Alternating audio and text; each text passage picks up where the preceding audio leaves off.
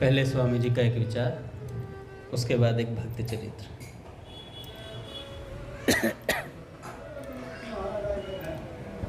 कल हमने सुना स्वामी जी ने कहा, हो ही राम को नाम जप, तुलसी तज को समाज। कि भगवान का हो करके भगवान का नाम जप करे, भगवान का हो करके भगवान का नाम जप करे, और साथ में तुलसी तज को समाज।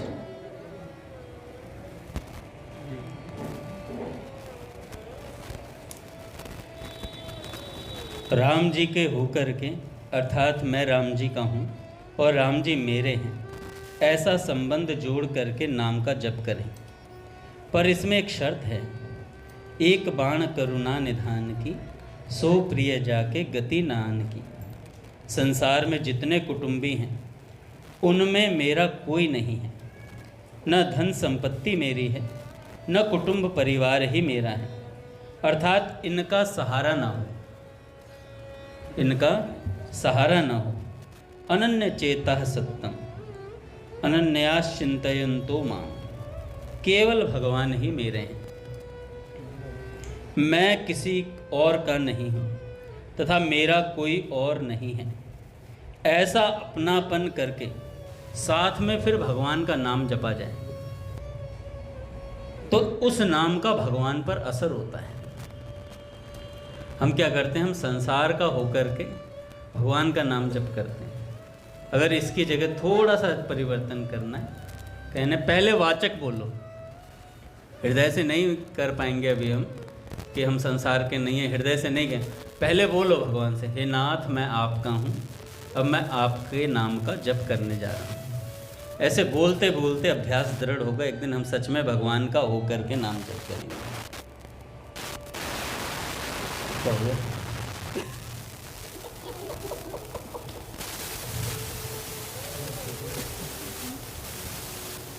कोई बात नहीं, सीरियस हो जाएंगे, समय लगता है हर चीज़ में। तो भगवान का हो करके भगवान का नाम जप करें। जब हम कईयों से संबंध रखते हैं, धन परिवार से संबंध रखते हैं और नाम लेते हैं, तो नाम लेने की अपेक्षा, मतलब नाम ना लेने की अपेक्षा तो जैसे मर्जी ले लो। अभी भगवान का होकर नहीं ले पा रहे हैं, अब सोचे कि भाई हमारा तो व्यर्थ जा रहा होगा। नाम जब कभी भी व्यर्थ नहीं जाता है, ये हमेशा मंगल ही करता है।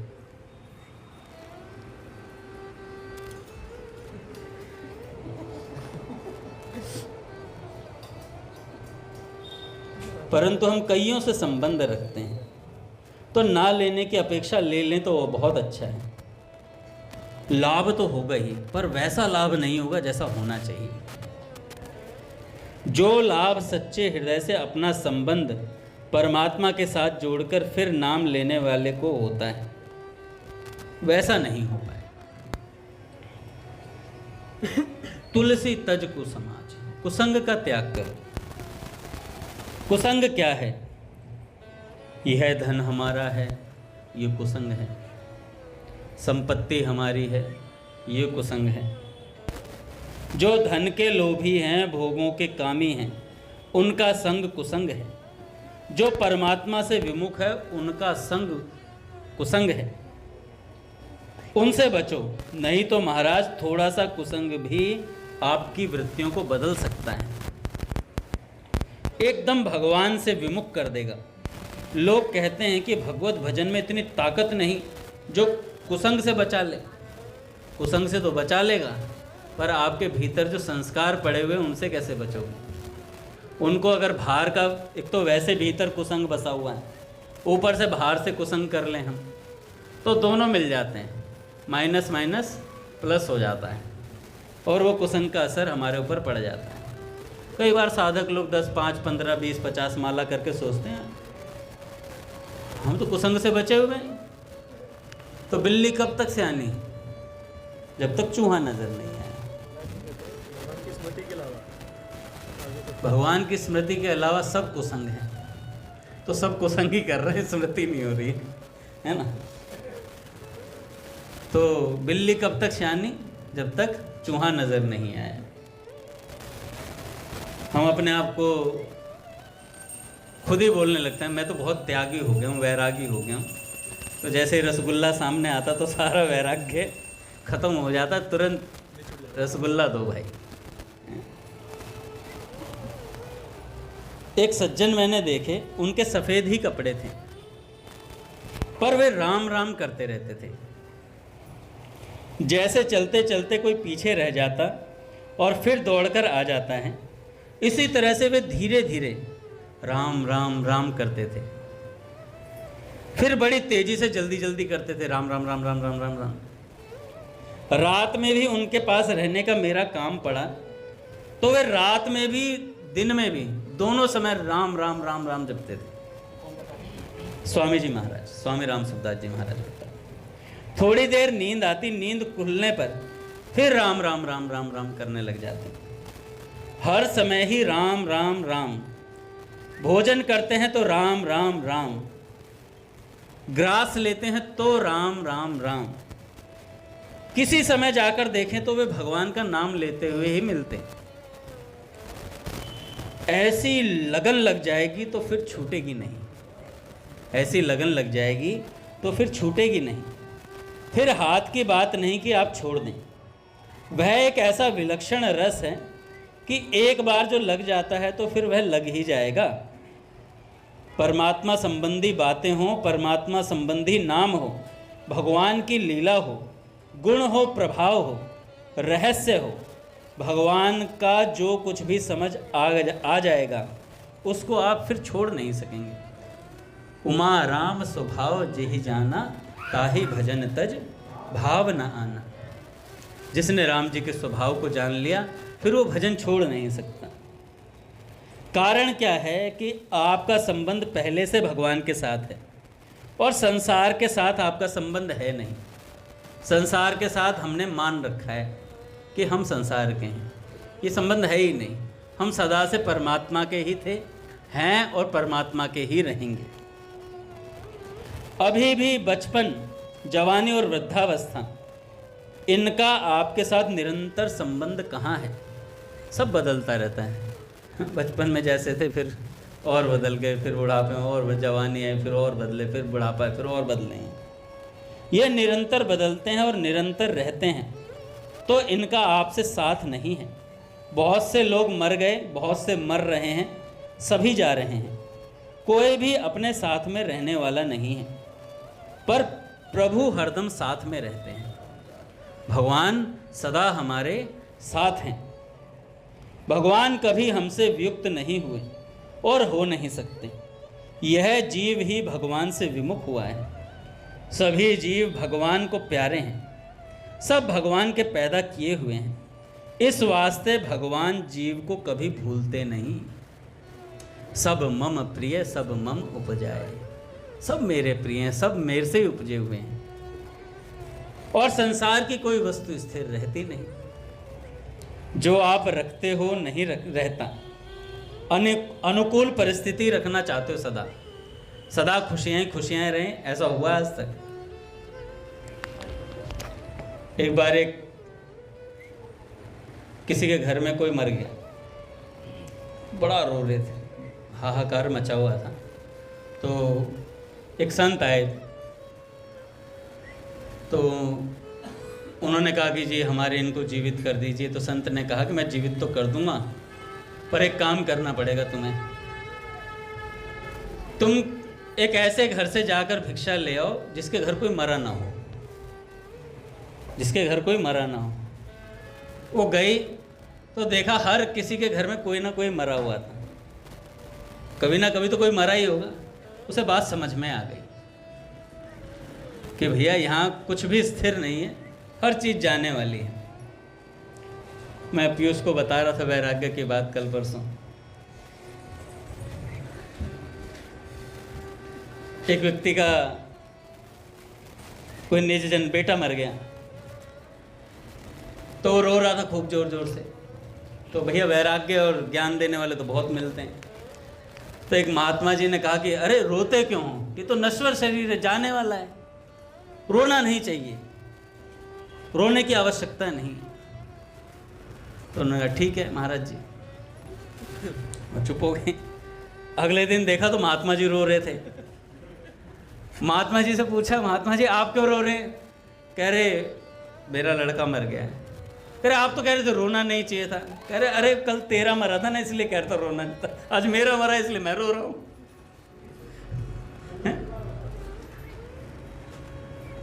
उस महात्मा जी ने कहा कि भाई क्यों रो रहे हो, तुम्हारा पुत्र तो मरा, रो मत।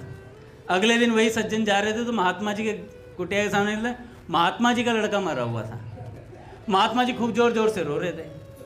तो ना महाराज जी रोना नहीं चाहिए, आपने तो कल कहा था नश्वर शरीर है। कल भाई तेरा मरा था इसलिए कह रहा था मैं, आज मेरा मरा है तो इसलिए मैं रो रहा हूं। तो कह रहे बस बात यही है। सेठ जी महाराज के रिलेशन में किसी की मृत्यु हुई, पूज्य सेठ जयदयाल गोयनका जी, जिन्होंने गीता भवन सब चीज़ों का निर्माण किया। सेठ जी किसी के यहाँ गए तो सेठ जी को पहले से ही पता था हाहाकार मचा हुआ होगा, खूब रो रहे थे सब लोग। तो सेठ जी उन रोने वालों से ज़्यादा रोने लग गए, जा करके खूब रोए जोर जोर से। तो सब ने कहा भाई जब कोई इतने बुरे तरीके से रोए, भाई अपने तो कम रो रहे हैं, वो ज़्यादा रो रहे हैं। और सेठ जी जैसे महापुरुष सब जानते थे सेठ जी कितने बड़े सत्संगी। अब सेठ जी रोए तो भैया सेठ जी को चुप कराने के लिए सब लग गए। सेठ जी आप तो सत्संग में ये बातें कहते हो, नश्वर शरीर है तो आना जाना लगा रहता है। सेठ जी को खूब समझाया। सेठ जी ने कहा चुप हो जाऊं क्या? कह रहे हाँ चुप हो जाओ। कह रहे ये बात है ना नश्वर शरीर? कह रहे हाँ। सेठ जी एकदम शांत थोड़ी देर में एकदम शांत हो गए सेठ जी, क्योंकि सेठ जी को तो भैया पता था सब चीजें। ऐसे अपने पूज्य दामानी जी पिताजी, उनकी माता जी का देहांत हुआ तो पिताजी तो सत्संगी और वो भी स्वामी जी के सत्संगी। तो पिताजी तो रोए नहीं, एक आंसू नहीं बहा उनके। तो कह रहे बढ़िया भगवान के धाम गई है।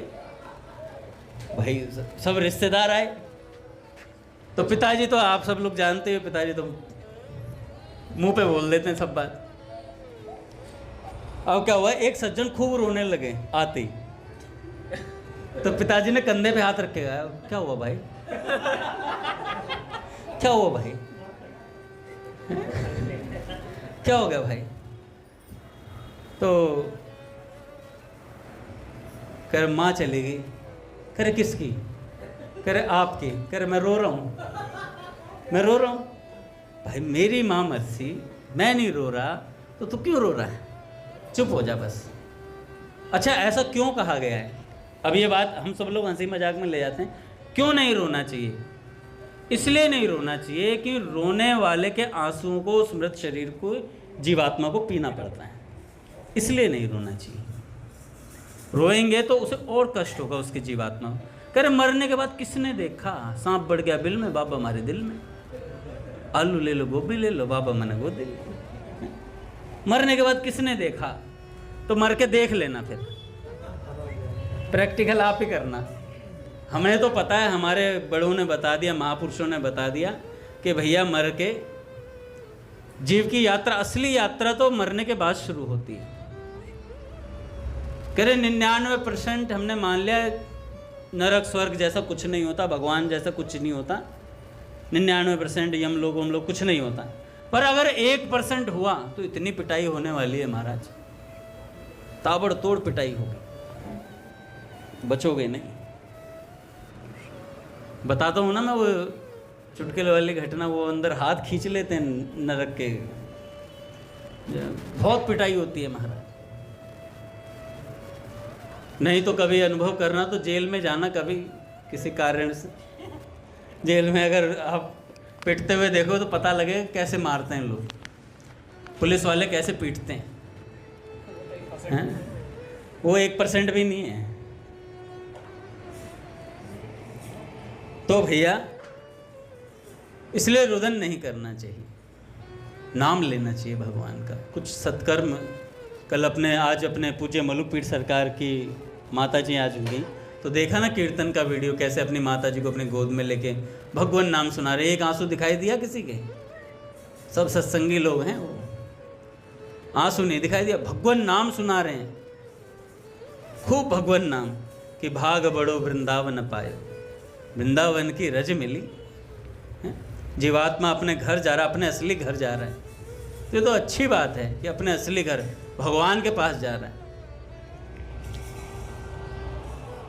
तो संसार की कोई वस्तु स्थिर नहीं रहती भैया।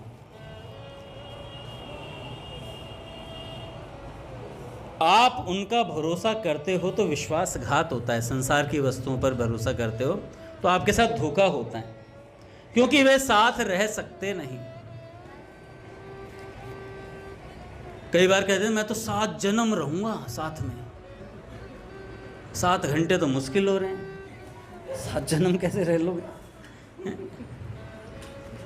7 जन्म रहूंगा, 1 जन्म का पता नहीं है अभी। 7 जन्मों का कसमें वादे खाए जाते हैं। तो भैया यहां की वस्तुएं साथ रह सकती नहीं। भगवान का निमंत्रण है, भगवान का आह्वान है, भगवान की बुलाहट है। भगवान आपको बुला रहे हैं कि तुम कहां फंस गए हो। वे तुम्हारे नहीं हैं। तुम देख लो कि ये बेटा, पोता, पड़पोता, माँ बाप, भाई, संबंधी, मित्र, कुटुंबी तुम्हारे साथ कैसा व्यवहार करते हैं। ये तुम्हारा साथ देने वाले नहीं हैं।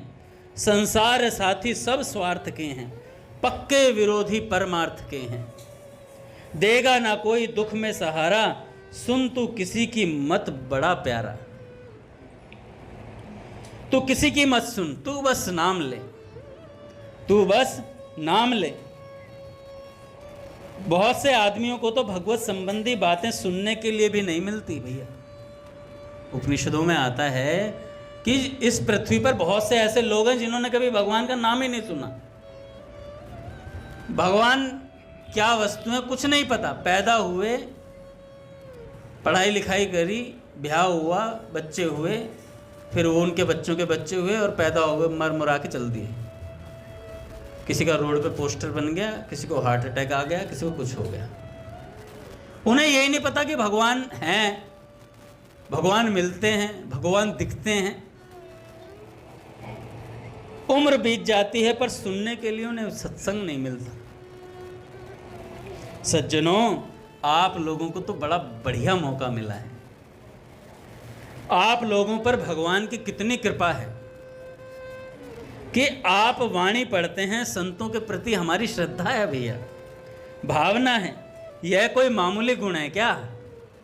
ये मामूली बात है क्या हम संतों के साथ रह पा रहे हैं, संतों की बात सुन पा रहे हैं? कृष्ण प्रिय, ये मामूली बात है क्या? अरे सीना चौड़ा रहना चाहिए हर समय। असभिमान जाए जनि भोरे, मैं सेवक रघुपति पति मोरे। राम जी के दास होने का हमें अभिमान रहना चाहिए। संसार के दास है उसका अभिमान नहीं होना चाहिए। हम राम जी के हैं। आज आपको इसमें कुछ विशेषता नहीं दिखती, पर बहुत विशेष बात है। भगवान के प्यारे भक्त भगवत भक्ति आदि में थोड़े पुण्य वालों को श्रद्धा नहीं होती है। जब बहुत अंतःकरण निर्मल होता है तब संतों में और भगवान में भक्ति होती है भैया। प्रसाद में और भगवान के नाम में श्रद्धा होती है। जिनमें कुछ भी श्रद्धा भक्ति होती है, यह उनके बड़े भारी पुण्य की बात है। वे पवित्र आत्मा है, नहीं तो संतों में और भक्तों में श्रद्धा ही नहीं होती। वह तर्क करेगा, कुतर्क करेगा, पर व्यक्ति पास बैठ नहीं सकता। तुलसी पूरब पाप ते, हरि चर्चा न सुहाय। के ऊँघे चे उठ चले, के दे बात चलाए। सत्संग में जाएगा तो नींद आ जाएगी। जिसकी श्रद्धा नहीं होती ना, उसे नींद आ जाती है, या इधर उधर काना फूसी करने लगे। हाँ कृष्ण प्रिय ठीक है तू? अच्छा। नहीं तो पूज्य रामकृष्ण प्रभु जी के पिताजी के कानों में, पिताजी आप ठीक लग रहे हो, नहीं खराब होने चाहिए थे क्या? हाँ, तो ऐसे इधर उधर की बातें चला देता है व्यक्ति। नहीं तो आते, अरे अंगद जी बोल रहे हैं क्या? नीचे से गायब। नीचे से हैं? इतने दिन बाद तो आया था, आते अंगद जी बोलते मिल गए सत्संग। भगवान बुलाना ही नहीं चाह रहे मुझे। तो फिर भगवान कहते हैं बात तथास्तु है भैया, हमारी तरफ से तो आशीर्वाद की मुद्रा में रहते हैं भगवान, तथास्तु, नीचे से नीचे ही चला जा। तो भगवान के प्यारे भक्तों में बड़ी मुश्किल से श्रद्धा होती है। सत्संग में जाएगा तो नींद आ जाएगी, दूसरी बात कहना शुरू कर देगा अथवा उठकर चल लेगा। परंतु यदि वह कुछ दिन सत्संग में ठहर जाए तो उसके भी सत्संग लग जाएगा, वह भी भजन करने लग जाएगा, फिर वह सत्संग नहीं छोड़ेगा। मैं जब प्रारंभ में आता था, स्टार्टिंग में मंदिर आता तो कीर्तन करके भग जाता था। महादेव जी जाते थे मुझे खींचने, घर से बुला के लाते थे, बाइक पे बिठा के लाते थे।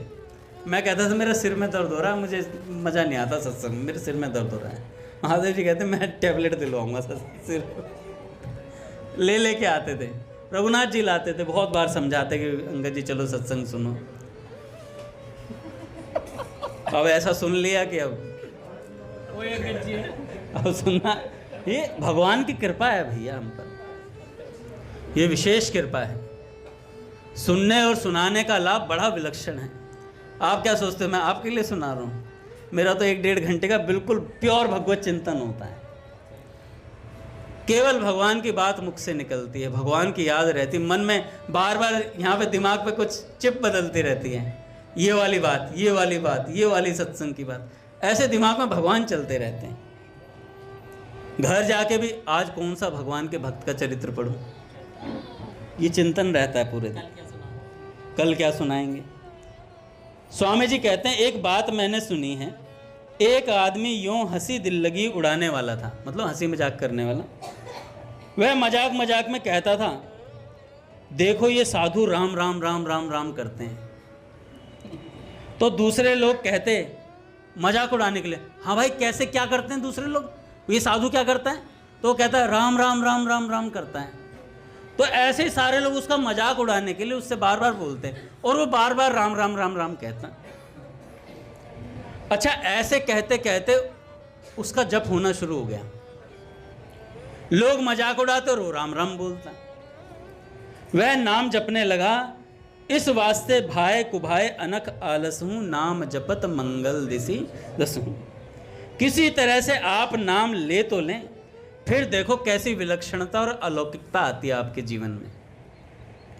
परंतु सज्जनों बिना लिए इसका पता नहीं लगता, बिना लिए इसका पता नहीं लगता। कई लोग कहते हैं 6 महीने से नाम जप कर रहा हूं, कुछ असर नहीं हो रहा।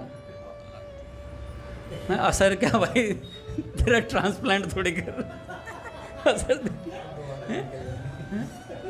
असर हो रहा है भैया, हमें पता नहीं चलता। संत जन कहते हैं प्लेन में बैठ जाओ तो ये पता नहीं चलता कितनी दूरी कितनी जल्दी तय हो गई। ऐसे ही हम जब नाम जप करते हैं तो हम प्लेन में बैठ जाते हैं।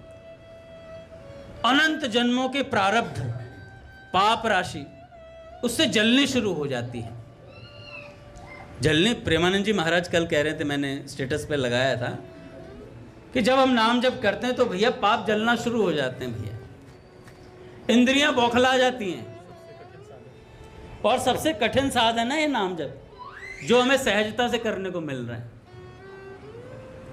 सहजता से करने, नाम जप करने बैठेंगे ना, मन जाएगा इधर उधर, तुरंत चला जाएगा। आप एकाग्र होकर अपने आसन पर बैठेंगे नाम जप करने, तुरंत मन भगेगा इधर उधर। भगता नहीं है, वो बौखलाता है। ऐसा क्या आ गया शरीर में, क्या हो रहा है मेरे साथ? क्योंकि वो नाम जप क्या कर रहा है, भीतर के पापों को उछाल उछाल के बाहर फेंक रहा है। वृत्तियां खराब होती हैं, मन में दुर्वासनाएं आती हैं, तो हम सोच रहे होते हैं ये आ रही हैं, आ नहीं रही होती हैं, वो जा रही हैं, निकल के बाहर आ रही हैं। इसलिए नाम जप भजन करने वाले साधक के साथ ज़्यादा परेशानी आती है। जब वो 2, 3, 4 साल नाम जप लेता है, फिर स्थिरता की तरफ जाता है धीरे धीरे। और फिर भी अगर कुछ हो जाए तो ये साधक ये समझने लग जाता है कि भैया ये मेरे अमंगलों का नाश हो रहा है, नाम जप से हमारे अमंगल कट रहे हैं। एक सुंदर मन का निर्माण हो रहा है, एक सुंदर मन का निर्माण हो रहा है। पूज्य प्रेमानंद जी महाराज तो कह रहे थे कि देखो भैया, जो पाप रहित और वासनाओं रहित मन होता है ना, वही भगवान पे चढ़ने लायक होता है ना। तो सुंदर मन चढ़ाना है अपने को भगवान के पास। पट खुलेंगे महाराज, खुल रहे हैं क्या? चलो खोल दो। श्री राम जय राम, जय जय राम, जय राम। श्री राम जय राम,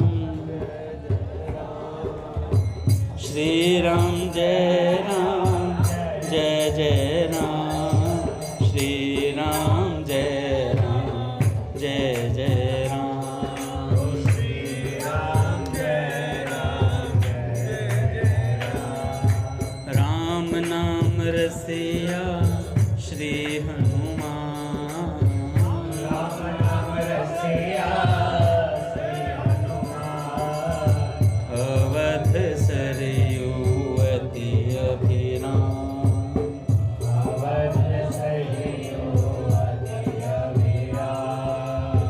अवध सरयू अति अभिराम, अवध सरयू अति अभिराम।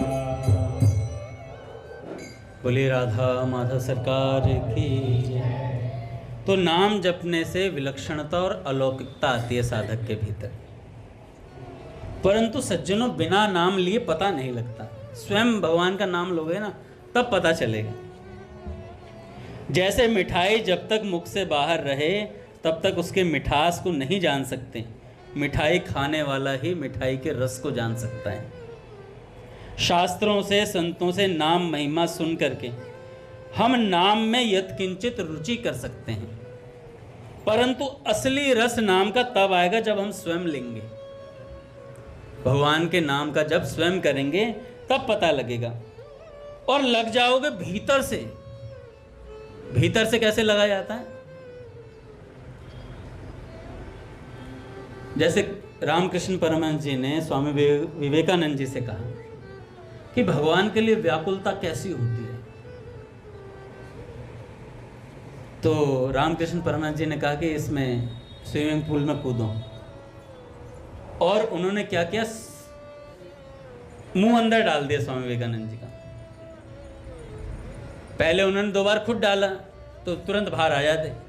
फिर स्वामी रामकृष्ण परमहंस जी ने सिर को पकड़ लिया और अंदर ही लगाए रखा मुंह। और इतनी छटपटाहट हुई, इतनी छटपटाहट हुई खूब, और एकदम से निकला राम, एकदम से बाहर आए। अरे जब ऐसी पुकार होगी ना तो राम जी आएंगे, ऐसी व्याकुलता होगी तब राम जी आएंगे, तब भीतर से पुकार निकलती है।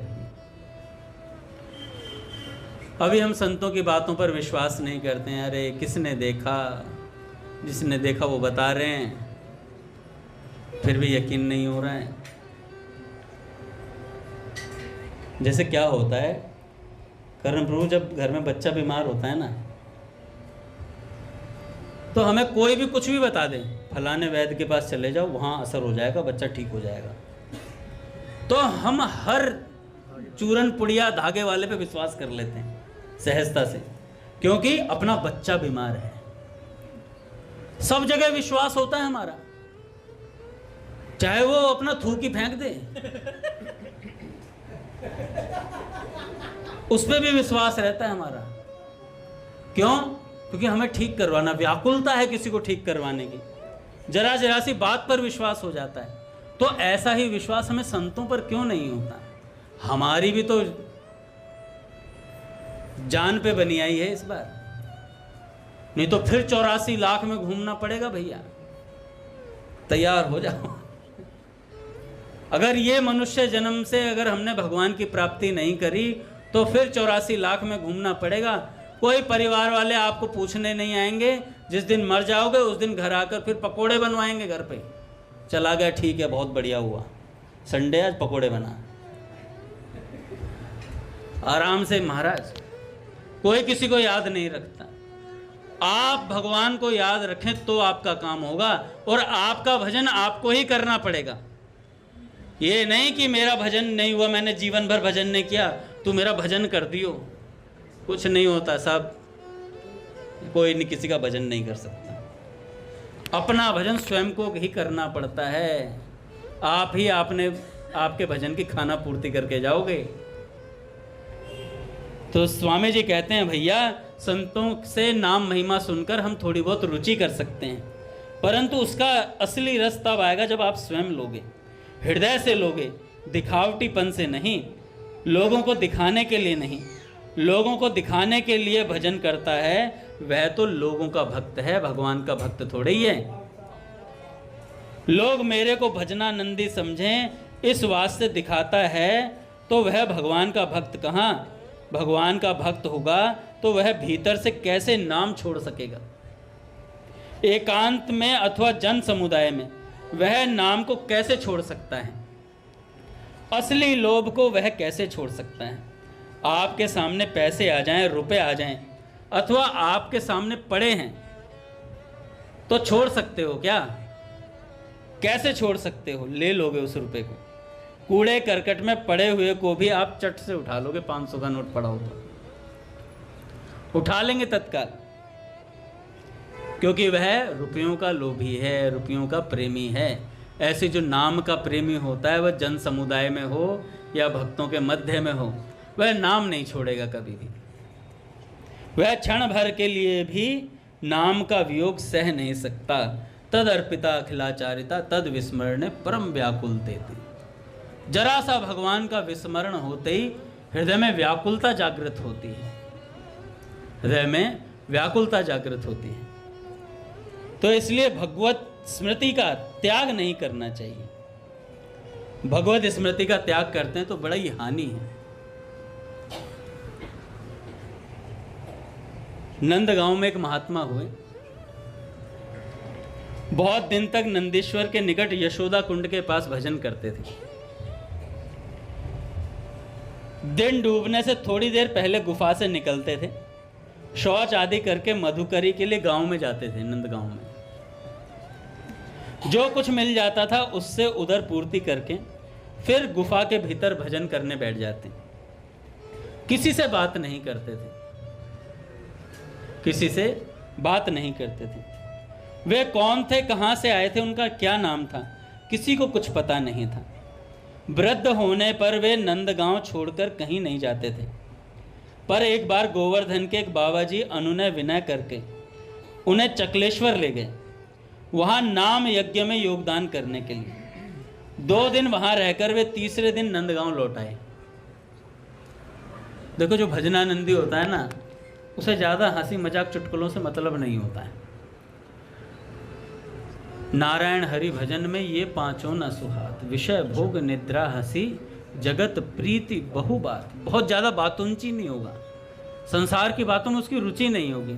अपने रघु बाबा हुए ना वाटिका में, जब तक भाई जी का सत्संग चलता था तब तक निरंतर एकटक आंखों से आंखें मिलाकर भजन करते, सत्संग सुनते थे। और जैसे ही भाई जी तो सामाजिक बातों में भी ध्यान देते थे, सबको समझाते भी थे, बहुत सारी वार्ताएं नेताओं से भी होती थी। तो जैसे ही सत्संग में भगवान से इतर टॉपिक होता, गर्दन नीची करके रोने लग जाते थे रघु बाबा कि संसार की चर्चा चल पड़ी। ये भी विलक्षण है, विलक्षण श्रद्धा थी उनकी। राम जी साक्षात दिखते थे उन्हें, उनके चित्रपट के अंदर पूरा राम दरबार दिखाई देता था। हल्के में मत लेना। और कुछ दिखावा नहीं, कोई कुछ नहीं, पोस्टर वोस्टर कुछ नहीं, अपने को छिपाए रखा और अपना एकांत में भजन करते रहे। रघु रघु रघु रघु रघु रघु रघु ऐसे नाम जप करते थे। और आंखों के नीचे जहाँ से आंसू बहते थे वहाँ निशान पड़ गए थे रोते रोते।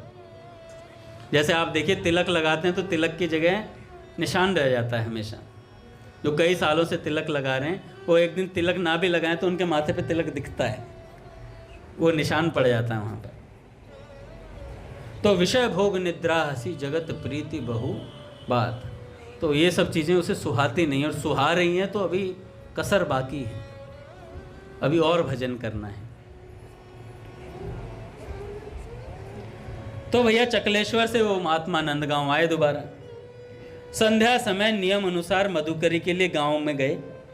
मधुकरी लेकर गुफा में प्रवेश कर रहे थे, उसी समय किसी के करुण कंठ की आवाज आई, ओ बाबा 2 दिन से भूखा हूं मैं। बाबा आश्चर्यचकित होकर बोले, आप कौन हैं? तो कहने लगे, मैं वह कुत्ता हूं जिसे आप नित्य एक टुकड़ा मधुकरी का देते हैं, एक रोटी का टुकड़ा देते हैं, मैं वो कुत्ता हूं। बाबा ने ब्रजधाम के कुत्ते के अद्भुत और अप्राकृत स्वरूप का अनुभव करते हुए कातर स्वर से कहा, आप अपने स्वरूप का ठीक ठीक परिचय देने की कृपा करें। कुत्ते में से आवाज आ रही थी मनुष्य की। तो उन्होंने कहा कि भाई अपने सही स्वरूप का परिचय दो। कुत्ते ने कहा, बाबा मैं एक दुर्भागा जीव हूं। पूर्व जन्म में इसी नंदीश्वर में मंदिर का पुजारी था। एक दिन भोग के लिए बड़ा लड्डू मिला, मैंने बिना भोग लगाए उसे खा लिया। उसी अपराध के कारण मैं भूत बन गया। आप निष्किंचन वैष्णव हैं, आपकी दी मधुकरी खाने से मेरी गति ऊपर की तरफ जाती है। इस लोभ से बहुत दिनों से आपके पास मधुकरी लेने आता हूं। मतलब महात्मा की शीत प्रसादी लेता था वो कुत्ता। चल उठ बुलिया पीर नु मना ले, नहीं बाजी ले गए कुत्ते। तो कुत्ता तो ऊपर वाली योनि की तरफ बढ़ रहा भैया, बिना कुछ किए। तो कुत्ते का वृत्तांत सुनकर बाबा ने कौतूहलवश और विनय पूर्वक कहा, जो भी हो आप तो अप्राकृत धाम के भूत हो। ये जो धाम है ना नंदगांव, ये सब अप्राकृत है, ये प्राकृत धरातल नहीं है। यहाँ पर ये सब कुछ अप्राकृत है। श्री श्री जुगल किशोर और उनकी अप्राकृत लीला के दर्शन तो आप करते ही होंगे, भूत से कहा। तो कुत्ता क्या बोलता है? कुत्ते में से जो भूत बोला वो कहता है, हाँ बाबा दर्शन तो करता हूँ, पर आप लोग जिस प्रकार उनके रूप और लीला आदि का आस्वादन कर सकते हो, वैसा आस्वादन करने की मेरी योग्यता नहीं है। मुझे, बाबा ने कहा, क्या मुझे एक बार दर्शन करा सकते हो श्री कृष्ण के? तो भूत ने कहा, वह योग्यता मुझ में नहीं है कि मैं आपको दर्शन करा दूं।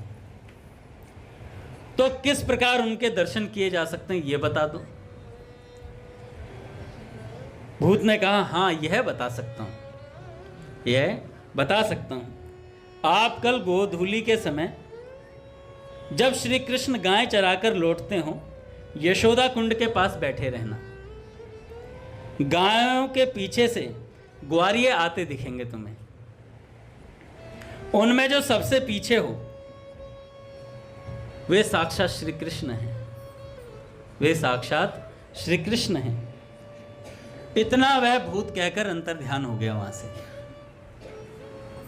महात्मा जी को भूत ने बताया कि श्री कृष्ण यशोदा कुंड पे चले जाना गोधूली के समय, वहां तुम्हें सबसे पीछे जो गायों के आता दिखाई देगा ग्वारिया, वो साक्षात श्री कृष्ण है।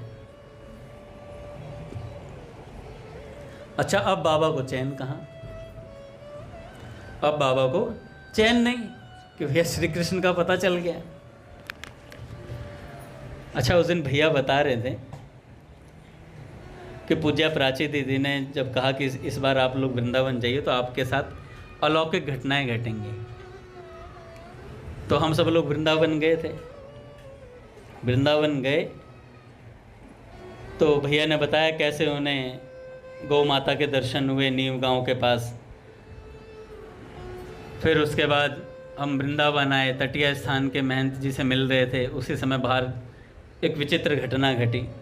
दादा और राधारमण जी बैठे हुए थे, रघुनाथ जी वहीं घूम रहे थे, इनका काम ही घूमने गए, क्योंकि ये जब वृंदावन या वाटिका चले जाते हैं तो इनके पैरों में टायर लग जाते हैं। ये इधर से उधर बहुत मुश्किल हो जाता है ढूंढना। तो गए तो ये दादा के पास जा कर के आने लगे तो इन्हें ठाकुर जी ने रोककर इनके टी शर्ट पर इनके पेट पर हाथ फेरते हुए कहा कि ये ठाकुर जी हैं, श्री जी हैं। ये बात हमें पूज्य भैया ने बताई। ठीक है, जब ये बात हो गई तो फिर उसके बाद खिचड़ी प्रसाद दिया राधारमण जी को। खिचड़ी प्रसाद दिया ठाकुर जी ने साक्षात। भैया कोई कितनी विलक्षण घटना है, हम लोग तो अनुमान नहीं लगा सकते। जिसके साथ घटना होती है ना, वो जीवन भर याद रखता है उस घटना को, उसके स्मृति पटल से वो हट नहीं सकते। फिर हम गए अग्रसेन भवन प्रसाद पाने के लिए। जब वहाँ गए तो वहाँ पर पूज्य प्राची दीदी का फ़ोन आया, तो उन्होंने भैया से कहा कि आज आपके साथ कई घटनाएं घटी। पहली तो गौ माता वाली हैं, ठीक है। फिर उसके बाद भैया सत्संग कर रहे थे जमुना जी के किनारे, नहीं एक वृक्ष भी था शायद। अच्छा, वृक्ष का तो बहुत सुंदर वर्णन है। एक वृक्ष है नंदगांव और परसाना के बीच में, ये बाबा ने भी कहा अपनी पुस्तक में। उस वृक्ष के दर्शन करने मात्र से लीला चिंतन में प्रवेश मिलता है। उस वृक्ष की ये खास महिमा है। तो जब जमुना जी पे भैया सत्संग कर रहे थे तो पूज्य प्राची दीदी ने कहा कि वहाँ एक मानसी सिद्ध संत थी।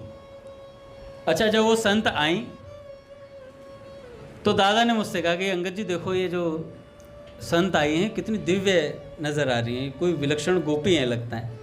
तो मैं और दादा बैठे हुए थे, मैंने कहा हाँ दादा सही कह रहे हो। अब वो पीछे आकर चुपचाप से बैठ गई। हम लोगों ने वीडियो भी शूट किया था उसका, नाम जब की माला भी थी उन पे, तो शूट किया तो पूरा। तो पूजा प्राची दीदी ने उन संत से कहा था, मानसी सिद्ध संत जो थी, ठाकुर जी ने उनसे कहा कि आज जमुना जी के किनारे श्री देवर्षि नारद जी महाराज अपने परिकरों के साथ सत्संग के लिए पधारे हैं, तो जाकर के आप वहाँ पर सत्संग सुने। मानसी, आज की मानसी सेवा छोड़ देना, आज जाकर वहाँ सत्संग सुनो। तो वो माता जी आई थी वहाँ पर। अच्छा, जब ये सारी घटना घट गई तो हम सब लोग वीडियो पतित पावन जी को ढूंढ रहे। पतित पावन जी वो वीडियो दिखाओ जिसमें उन माता जी को आपने कैप्चर किया है। हमने कैप्चर फटाफट माता जी को देखें, सबका ध्यान उन माता जी पे कि वो मानसी सिद्ध संत हैं। इस बात पे किसी का ध्यान नहीं कि देवर्षि नारद जी महाराज सत्संग करा रहे हैं। अपने गुरुदेव की तरफ किसी का ध्यान नहीं है ना, क्योंकि जो वस्तु सहज प्राप्त होती है उसका आदर कम होता है। क्या हमारे आदर के आकांक्षी हैं क्या महात्मा? अगर आकांक्षी होते तो हम यहाँ होते नहीं, है ना। उन्हें मान अपमान से कुछ मतलब नहीं होता, वो जीवों का कल्याण करने के लिए आते हैं और कल्याण कर रहे हैं महाराज। पूज्य मलुकपीठ सरकार ने कहा था, अपने गुरुदेव से बड़ा कोई सिद्ध नहीं, क्योंकि दूध अपनी माँ ही पिला सकती है। संत सवे गुरुदेव व्यास ही, यह प्रतीत बात सही है, लेकिन भैया पालन पोषण अपने ही सदगुरुदेव भगवान करते हैं। जैसा हमें वो समझ सकते हैं वैसा कोई नहीं समझ सकता। तो दृष्टि हमारी उन सिद्ध माता जी पे। पूज्य भैया ने एक बार कहा था, हम बहुत जल्दी भार से प्रभावित होते हैं, बहुत जल्दी। फलाने महात्मा आए, गुरु दीक्षा ले लूं क्या? गुरु दीक्षा ले लूं क्या? वो वाले महात्मा बहुत अच्छे थे, मैं तो वहीं जा रहा हूं, मैं वहीं रहूंगा। तो बार बार हमारी निष्ठा डोलती रहती है, एकाग्र होकर के भजन करने की वृत्ति कम है।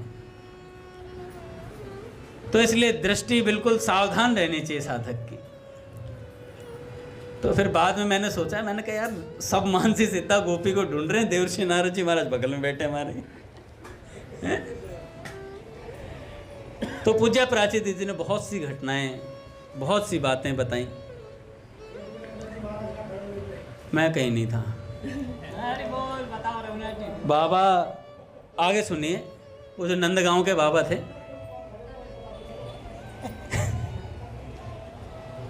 हमारे साथ तो कोई घटना नहीं घटी, इसका दुख है। घटना नहीं घटी। मैंने सोचा मेरे साथ भजन क्यों नहीं हो रहा है, तो प्राची दीदी ने, ठाकुर जी ने कहा ये भजन कर नहीं रहा इसलिए नहीं हो रहा है। लीला, ये भजन कर नहीं रहा इसलिए नहीं हो रहा है। तो उनने, भूत ने कहा महात्मा जी से कि भैया गोधूली बेला में चले जाना। अच्छा, बाबा को चैन कहाँ? बाबा को चैन नहीं भैया, उन्हें पता लग गया भगवान श्री कृष्ण इस समय मिलेंगे। और सच में जिसे भगवान के बारे में महात्माओं से पता चल जाता है ना, फिर वो चैन नहीं पाते हैं, फिर वो चैन नहीं पाते हैं। जिसे सच में भगवान चाहिए वो चैन से बैठ ही नहीं सकता है, वो बेचैन रहेगा हमेशा। उसे सोने की चैन से कोई मतलब नहीं है, वो बेचैन है, उसके बाद चैन नहीं है क्योंकि उसकी शादी नहीं हुई इसलिए मिली नहीं तो बेचैन है वो। देखो ये तो मजाक की है, ऐसी मजाक मैं थोड़ा बोलता हूँ जिससे आप लोग सीरियस ना हो ज़्यादा, कहेंगे अंगद जी गंभीर सत्संग सुनाने लग गए हैं, है ना। नहीं, छोड़ के भग जाओ तो कोई बात नहीं, आना तो यहीं है, जाओगे कहाँ। तो बाबा को अब चैन कहाँ? बाबा को पता लग गया श्री कृष्ण मिलेंगे गोधूली भेला में यशोदा कुंड के पास, और श्री कृष्ण मिलने वाले हैं। भैया पूरी रात रोते हुए कटी कि दर्शन को नैना तपे, वचन सुनन को कान, मिलवे को हियरा तपे, जिए के जीवन प्राण। गोवर्धन वासी सांवरे, तुम बिन रयो न जाए। रजनी नींद न आवई, बिसरे भोजन पान। नींद नहीं आती है, बार बार भगवान की याद आती है। तो अब उन्हें चैन कहाँ, कभी गाते कभी नाचते और कभी रो रो कर अधीर हो रहे थे बाबा। सुबह होते ही यशोदा कुंड के निकट जाकर झाड़ी में बैठ गए चुपचाप। बेचैनी बढ़ती गई, मन में तरह तरह के संकल्प विकल्पों का संघर्ष चलता रहा। क्या सचमुच श्री कृष्ण मुझे दर्शन देकर कृतार्थ करेंगे? बार बार मन में ये बात आ रही है। क्या मैं उनके दर्शनों के योग्य हूं? नहीं, मुझ जैसे कुटिल और पाखंडी व्यक्ति को भला वे दर्शन क्यों देने लगे? यह सोचकर वे कभी रोते और कभी मूर्छित हो जाते, कभी सोचने लगते, यदि वे मुझ पर कृपा कर दें तो उनका बिगड़ता क्या है? वे करुणा के समुद्र हैं, पतित पावन हैं, अवश्य कृपा करेंगे। यह सोचकर वे अनिर्वचनीय आनंद समुद्र में डूबने और उतरने लगे। इस उधेड़ बुन में दोपहर बीत गई, तीसरा पहर बीत गया। सूर्य धीरे धीरे अस्ताचल की ओर जाने लगा। गोधूली की बेला आ पहुंची। वृक्षों के झुरमुट के बीच गोधूली रंजित आकाश दृष्टि पथ पर उदय होने लगा। शब्द आकाश में गूंजने लगे, गाय बछड़ों के रंभाने का। कुछ देर में उनके झुंड के झुंड सामने से निकलते दिखे। उनके पीछे एक दो कर ग्वाल बाल अपनी अपनी गैयाओं के साथ आते दिखे। सबके पीछे दिखा एक ग्वाल बालक, सबके पीछे दिखा एक ग्वाल बाल जिसका कृष्ण वर्ण था, थोड़ा सांवरे रंग का था। हाथ में लकुटिया लिए अपने गाय बछड़ों को पृथक कर वह तेज गति से नंदगांव की ओर जा रहा था। उसे देखते ही बाबा कूदते फांदते जाकर उसके पास पहुंचे, साष्टांग दंडवत प्रणाम किया, उसके दोनों चरणों को अपने भुजाओं में पकड़ते हुए माथा उन पर टेक दिया।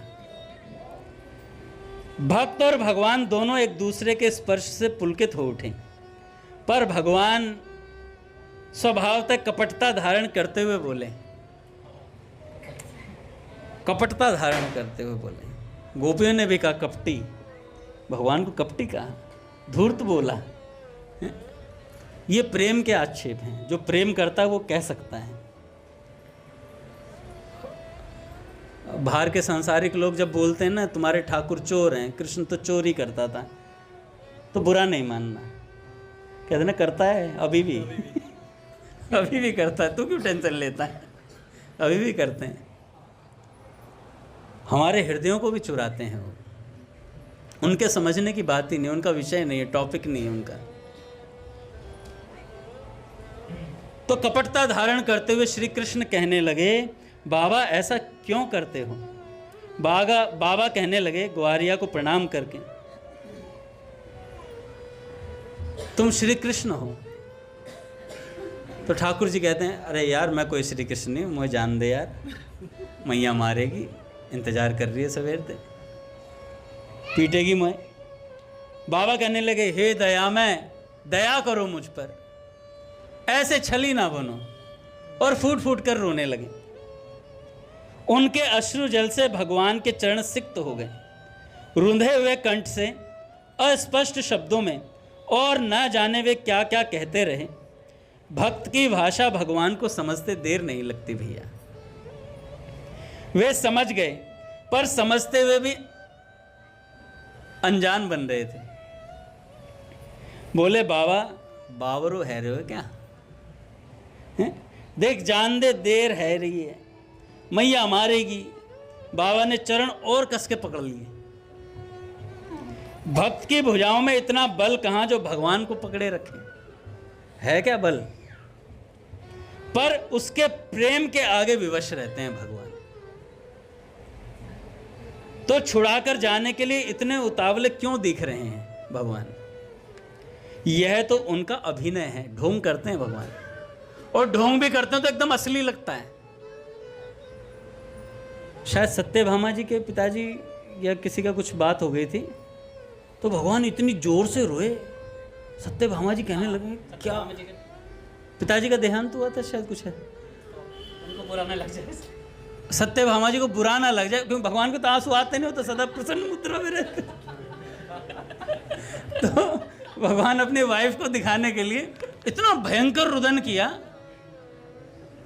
वो सोचने लगी कि मुझसे ज्यादा पिता का संबंध तो इनका। इतना बढ़िया अभिनय करते हैं भगवान, ऐसा लगता है सब असली हो रहा है। पूरी राम जी का देखो, पूरी रामचरितमानस देखो, क्या बढ़िया अभिनय, पता लगेगा आपको भगवान है, पता ही नहीं लगने देते। और जहां पतन दिखाना हो तो वहां दिखा देते हैं। मां सती परीक्षा लेने आई भगवान की, राम जी की। राम जी रुदन कर रहे थे, हा सीते हा सीते। अरे समय बहुत हो गया, बस 2 मिनट में हुआ रहा बस। यार बता दिया करो, अब इशारा ही नहीं कर रहे डर के मारे। मैं हंस रहे, मैं सोचा तुम आनंदित हो रहे हो कथा में, कथा अच्छी लग रही है। हो गई बस 2 मिनट में समाप्ति, फिर आरती करेंगे, घर ही जाना है। अब क्या हुआ, महामंत्र प्रभु माँ सती परीक्षा लेने के लिए आई। ऊपर से देखा उन्होंने, देखो हा सीते, ये कोई भगवान हो सकते हैं? ये तो भगवान ही नहीं नजर आ रहे हो। तो उन्होंने कहा कि परीक्षा लेके देखें। तो माँ सती गई और जाकर के माँ जानकी का स्वरूप बनाया, और जानकी जी का स्वरूप बना करके सामने से आ रही हैं। तो राम जी क्या कहते हैं, माँ आज भगवान शंकर दिखाई नहीं दे रहे हैं।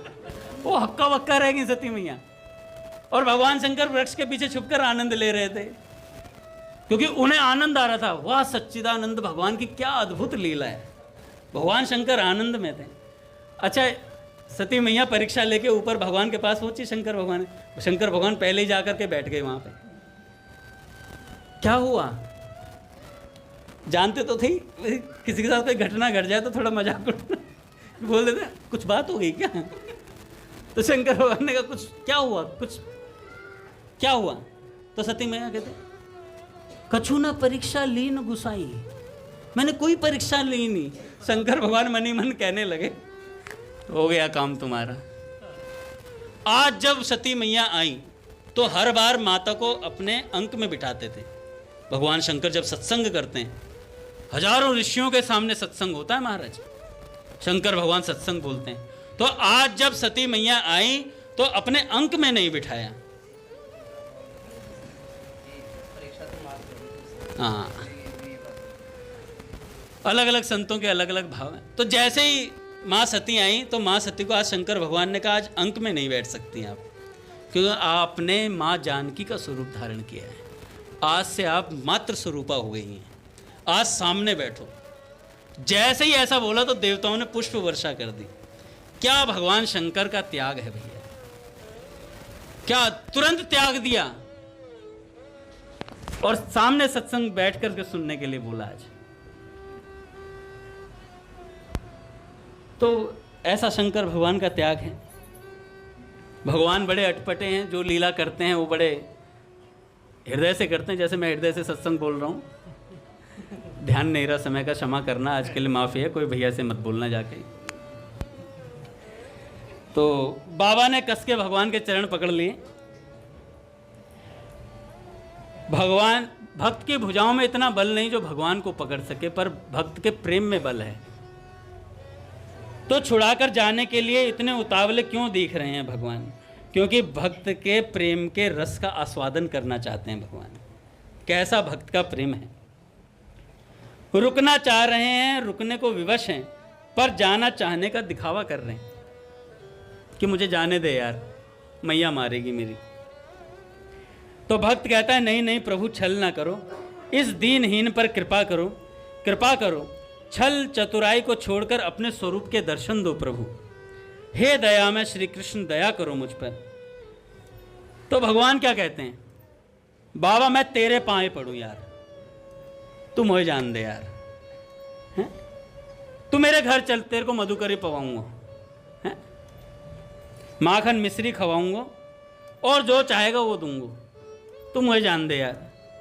बहुत चेष्टा की भगवान ने भोले भक्त को भुलाने और बहलाने की, पर वह भुलावे में आने वाला कब था? उसके हृदय में आह्लादनी शक्ति का जो प्रकाश था।